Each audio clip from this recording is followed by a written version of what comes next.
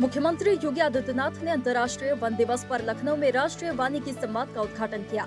CM ने one विभाग की कॉफी टेबल बुक का विमोचन, वन्य जीव संघर्ष के दौरान असाधारण साहस का परिचय देने वाले बहादुर बच्चों, वन विभाग में उत्कृष्ट कार्य करने वाले कर्मचारियों, सामाजिक संगठनों को सम्मानित किया। साथ ही कार्बन क्रेडिट चेक का वितरण भी किया। सीएम ने कहा कि हम लोगों ने कार्बन फाइनेंस प्रोजेक्ट के अंतर्गत कार्बन क्रेडिट के लिए किसानों को धनराशि देने का काम किया है। उत्तर प्रदेश देश का पहला राज्य है जिसने इस दिशा में कार्यक्रम को आगे बढ़ाया है। वाटर कंजर्वेशन की दृष्टि से भी वो इसकी एक बड़ी भूमिका हो सकती है, और अगर हम उसको रामसर साइट घोषित करेंगे तो कम से कम भू माफियाओं के कब्जे से वो मुक्त रहेगी और वहां पर आसानी से इसका कंजर्वेशन करने में हम आगे बढ़ पाएंगे। मुख्यमंत्री योगी आदित्यनाथ ने कहा कि प्रधानमंत्री मोदी के मार्गदर्शन में हम लोगों ने पिछले 9 सालों में उत्तर प्रदेश के अंदर 242 करोड़ पौधारोपण करने में सफलता हासिल की है।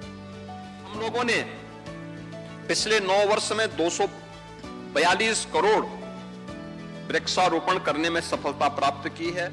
मुख्यमंत्री योगी आदित्यनाथ ने कहा कि 100 वर्ष पुराने जितने पेड़ हैं, उनको विरासत वृक्ष के रूप में आगे बढ़ाएंगे। इन विरासत वृक्षों के संरक्षण के लिए लोगों को जागरूकता अभियान से जोड़ा जाएगा। विरासत के वृक्ष पीपल, बरगद का संरक्षण करना है और इनको काटने से बचाना है।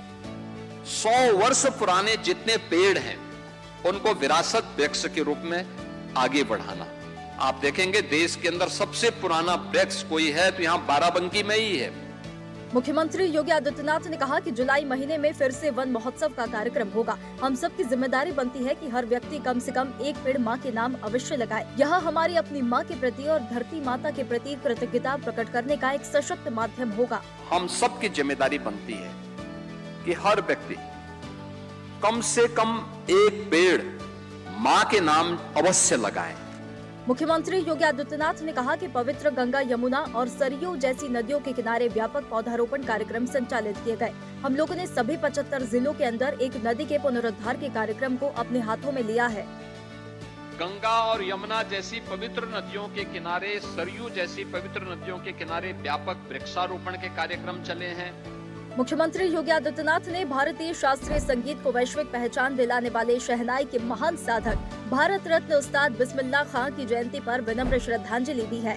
सीएम ने कहा कि संगीत के माध्यम से राष्ट्रीय एकता और सांस्कृतिक गौरव को सशक्त करने में उनका योगदान अतुलनीय है। उनकी कला और साधना सदैव प्रेरणा देती रहेगी।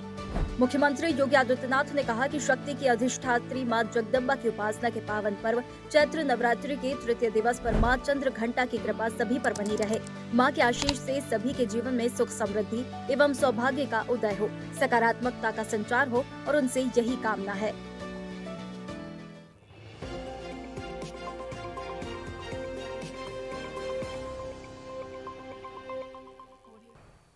ऐसे ही वीडियोस के लिए लाइक करें, शेयर करें, फॉलो करें। YouTube पर जाकर सब्सक्राइब कर बेल आइकन दबाना ना भूलें और ताजा अपडेट्स के लिए swedeshlive.com पर जरूर जाएं।